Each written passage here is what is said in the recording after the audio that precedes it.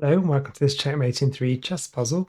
This one was created by F W Martindale in 1876.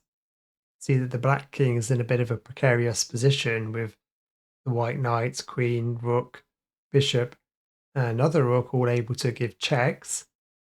It's white's turn. Can you see the checkmate in 3?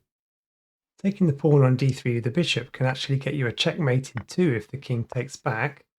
But if the king moves to d5, then you can only get a checkmate in 4 by checking again with the bishop.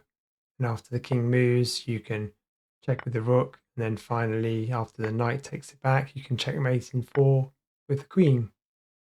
Moving the knight to e5 is only a checkmate in 4 and not 3. The pawn can take it back, and then you can take the pawn with your queen.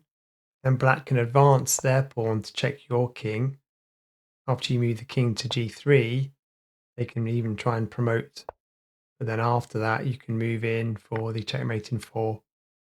Taking the queen with your rook doesn't get you a checkmate in 3 because black can exchange off the knights and then take the pawn with the bishop, and there's no follow-up to mate in 3 this way. Taking the bishop with your knight doesn't get you a mate in 3. Black can advance the pawn, checking your king, then after en passant, black can again trade off some pieces. There's no follow-up for a mate in 3 this way. Okay, let's have a look at the solution to this one. So pause the video if you need some more time. To get the checkmate in 3 for white, you need to take the knight on a1. If black moves their knight to f6, you can then check with the rook.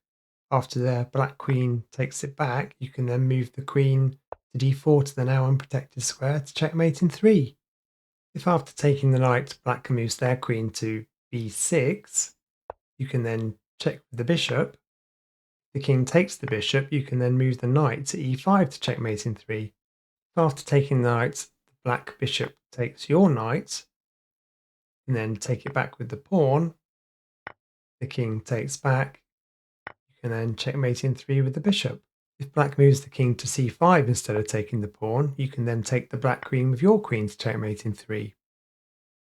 If after taking the knight with the queen, black advances the d-pawn, you can then check with the bishop, and if they move up to d5, you can then move the queen to h1 to checkmate. Or if they take the bishop, you can then move the knight to e5 to checkmate in 3. That's it for this puzzle. Please like and subscribe, and I'll see you next time.